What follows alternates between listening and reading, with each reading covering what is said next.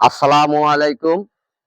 আমি Mohammad Hafizuddin Ahmed, Rangpur city corporation ৯ নম্বর word বাহারকাসনা battery চালিত autorickshaw জাতীয় শ্রমিক পার্টি শাখা কমিটি সাধারণ সম্পাদক।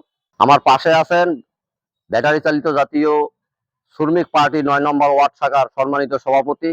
আমরা দুজন মিলে নার্সারিতে আসছি। আমরা গাছ নিয়ে জনসাধারণের কাছে বিতরণ করব। আমাদের রংপুর সিটি কর্পোরেশনের সম্মানিত মেয়র মহোদয় রংপুরকে গ্রিন সিটি গড়ার লক্ষ্যে যে উদ্যোগ নিয়েছে, এজন্য আমাদের বাহারকাসনা শাখা কমিটির পক্ষ থেকে সুস্বাগতম এবং আমরা ওনার সঙ্গে একমত। আমরা এই জন্য নার্সারিতে আসছি। আমরা গাছের চারা নিয়ে সাধারণ জনগণের কাছে আমরা বিলিয়ে করব এবং সুন্দর পরিবেশ যেন আছে এই রংপুরকে গড়ার লক্ষ্যে আমরা মেয়র মহোদয়ের সঙ্গে কাজ করতে চাই। গাছ রোপণ এটা বর্তমান সময়ের দাবি।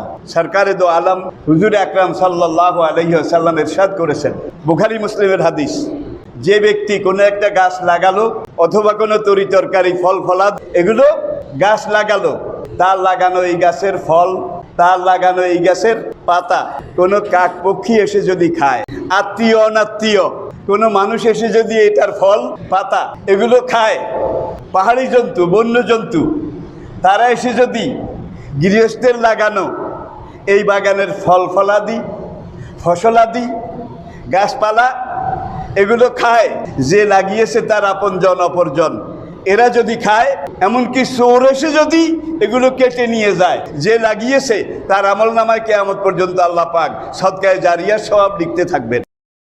আসুন আমরা সবাই মিলে কমপক্ষে একটি করে হলেও গাছ রোপণ করি।